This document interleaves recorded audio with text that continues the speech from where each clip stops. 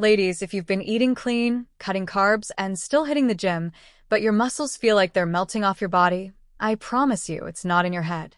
There's a hidden 3-year window where women can lose more muscle than they did in the previous 2 decades combined. Today I'm breaking down exactly why that happens and the simple fixes that actually work. The muscle mystery. Here's something that trips almost everyone up. We assume more protein plus more exercise automatically equals more muscle. Makes sense on paper. But there's a single amino acid that acts like a text message to your muscles telling them to grow.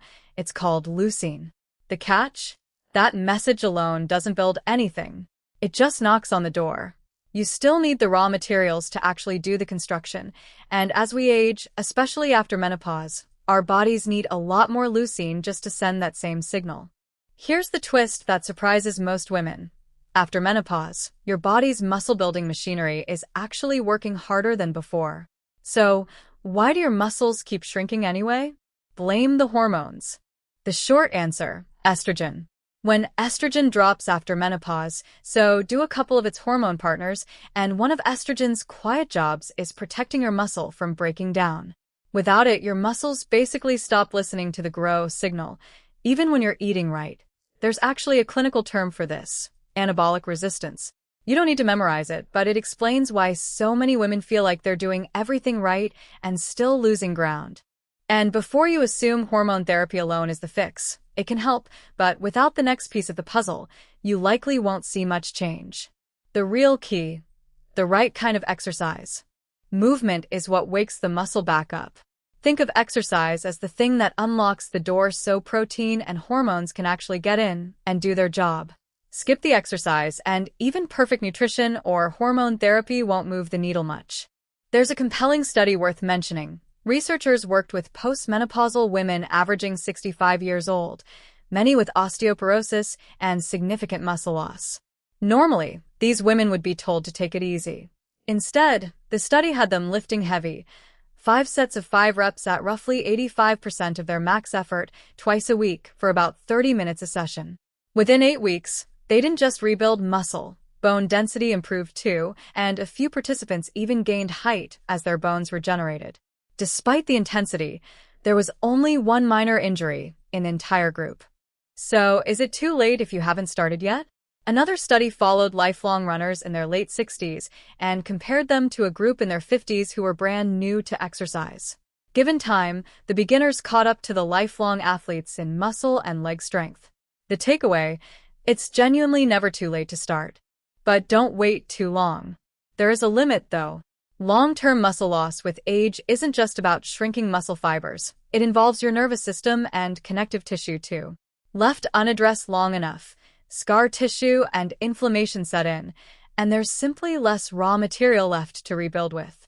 That's why starting as early as possible after menopause matters so much. Inactivity accelerates this fast.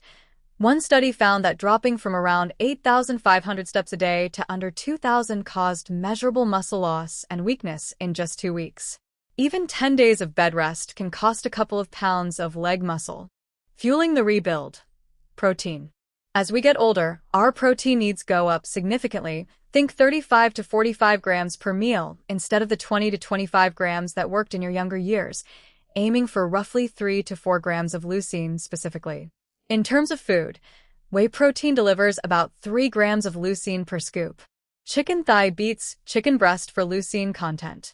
A few ounces of beef, tuna, or cottage cheese each land around 2 to 2.5 grams, while salmon comes in a bit lower. If you're relying on plant-based protein, know that most plant sources are much lower in leucine, which makes preserving muscle harder, something to plan around carefully. One more thing on eating patterns. If you've tried 1 meal a day fasting, it may not serve you well during this stage of life. 2 to 3 meals a day, with a solid protein-rich meal each time, tends to work far better for keeping that muscle-building signal active throughout the day. Small additions that make a big difference. A few extras worth knowing. Creatine has shown real promise, with studies pairing it with resistance training producing some of the strongest gains in older women. Vitamin D deficiency is linked to greater muscle loss, so it's worth having your levels checked. Omega-3s from fatty fish support muscle health too. And don't overlook magnesium. It's essential for energy production at the cellular level and helps vitamin D do its job properly. Your muscles, after menopause, aren't broken, they're just not hearing the message the way they used to.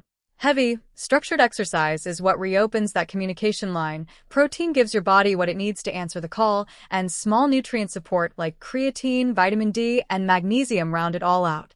Start now, be consistent, and your body really can rebuild.